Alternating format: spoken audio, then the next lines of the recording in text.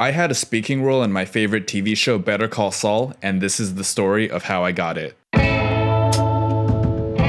I was studying film at the University of New Mexico in Albuquerque, where Breaking Bad and Better Call Saul take place and are filmed at. One day, I was sitting in a class, and this email from the film department pops up in my inbox. Nothing from the film department's email list was ever this interesting. Most of the casting calls that came through were just unpaid student films. But when I saw this, oh my god, I clicked on it and what it said was like a dream. 16 to 18-year-old Asian male, no acting experience required. Even though it said no acting experience required, it wasn't for an extra role. This was for a principal speaking role. I remember to the right of me was a friend who was Asian, so I made sure to turn my laptop away from him so he couldn't see the email. I don't think he would have auditioned, but I still have to make sure that no competition pops up. But the friend to my left was not Asian, so I showed him the email trying to contain my excitement. Now at the time, I had no prior interest in acting. I do now, but at the time I was interested in cinematography and visual effects. My only acting experience was when a film friend needed someone to play a role in their class project, and I'd be like, okay, yeah, whatever, I'll do it. So class got out and I called the casting company immediately. I was like, hey, I'm the demographic and I'd like to audition. They were like, okay, be here later today at 3 p.m. We'll send you the NDA and the script. And then I got to memorizing my lines. The lines weren't for my character specifically. They were borrowed from another similar character in the scene and had character names redacted, which is not uncommon for a big show like this. I drive down to Albuquerque Studios and I pull up to the security guard and he's like, what are you here for? And I'm like, to audition? No idea if that was a commonplace thing to say in a place like this, but the guard just let me in. What's crazy is that Albuquerque Studios is right next to a building where a lot of film classes at UNM are held. And just a few weeks prior, I was standing on the second floor of that building and I could see Los Pollos Hermanos trucks in the studio parking lot over the fence. And now here I am, driving beside them, ready to audition for Better Call Saul. I had gotten there a bit early, so I was just sitting in my car, reading my lines over and over and over again. You know, auditions are really short. I walk in and there's two casting associates standing there. Both of them 10 times more beautiful than me and deserving to be on a screen. They have the flimsiest looking tripod and the cheapest looking camcorder pointed at the wall. They tell me to stand in front of it and to say my name, height, whatever, and then we run the lines twice. Now the scene is me, a high school student, interviewing for a scholarship. Well, I've done job interviews, so I was just my regular, polite self. I still have the audition script, but I don't know if I can actually show it, but it was pretty short. Made sure not to look at the camera, and yeah, that was it. After 2 takes, they were like, okay, we'll call you if you get it. If not, you won't hear anything. Oh, and don't cut your hair. Which sucks because I was ready to cut my hair around that time because my hair was looking a little bowl cutty, and now it's immortalized forever in a way that I don't like it. After that, they sent me outside the room to fill out some paperwork. And as I was filling out the paperwork, I could hear through the closed doors the casting associates saying, it was okay.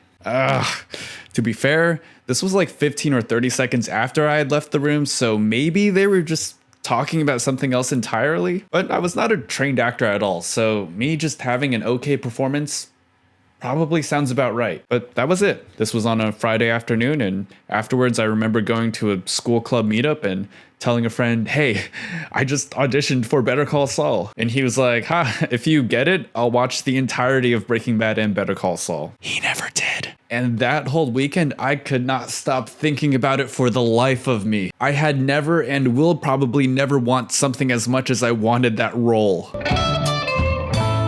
Monday afternoon, first day of finals week. Had a few finals lined up. I was at my internship putting in a few hours of work before I went home to study. It was almost 5 p.m. I check my phone and I see that I got a voicemail. I thought it was just my mom or something. The workplace had terrible reception, so I step outside the building to check it, and what do I hear? Hey, it's Victoria from casting. We have some good news for you, so give me a call back. Oh my god. I'm dialing them back, trembling. Hey, it's me? Hey, thanks for calling back. We have some good news. We can offer you the role.